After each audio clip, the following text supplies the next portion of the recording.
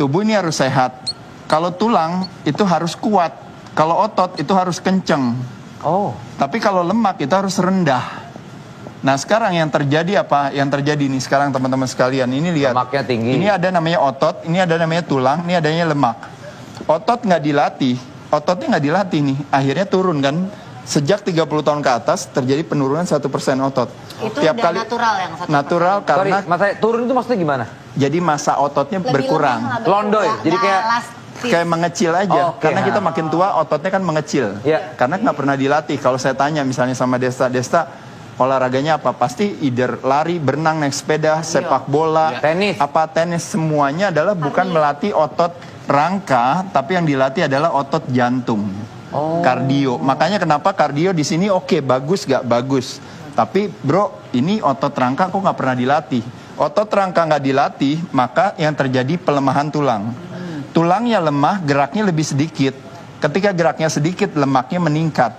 Ketika lemaknya naik, lemak itu bukan akibat, lemak itu cost. Jadi kalau kita lihat apa yang terjadi dengan kalau orang kadar lemaknya tinggi, tekanan darahnya naik gak? Naik. Gula darahnya naik gak? Ya. Naik. Trigliseridanya naik gak? Kolesterolnya naik gak? Biasanya terjadi pengentalan darah. Nah jadi teman-teman ini yang disebut yang namanya komorbiditas yang terjadi hari ini. Orang masuk rumah sakit gara-gara terjangkit COVID-19, kebanyakan semua punya ini. Tapi kalau pas kita cek kenapa ternyata kadar lemaknya tinggi. Kenapa kadar lemaknya tinggi? Karena tulangnya lemah. Kenapa tulangnya lemah? Karena nggak pernah latihan otot.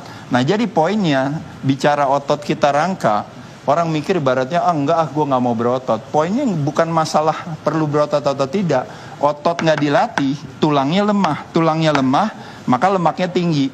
Saya sejak umur 14 tahun, dari tahun 1983-an, 84, sekarang saya udah 52. Dari dulu sampai sekarang, saya otot tiap hari saya latih.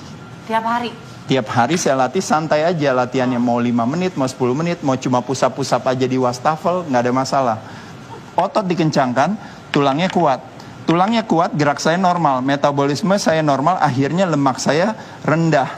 Lemak saya di kisaran kurang lebih 10%-an. Sekarang nih? Ya, sekarang 10%. Kalau pas lagi persiapan tanding kan 5%. Tadi baru Nah, ngecek soalnya poin saya, pertanyaannya adalah, apakah saya punya masalah dengan tekanan darah? Ya, jadi nggak ada. Punya masalah dengan gula darah? Jadi nggak ada. Punya masalah dengan berbagai hal, yang ini akhirnya harus ketergantungan sama obat. Ada masalah gak saya? Saya nggak ada.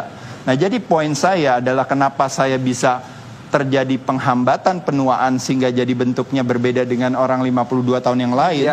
Hanya karena saya menjaga si ototnya saya kencangkan, maka tulang saya jadi tetap kuat. Maka apa yang terjadi? Lemak saya jadi rendah. Kalau lemaknya rendah berarti organnya berarti tetap sehat, cairannya berarti seimbang.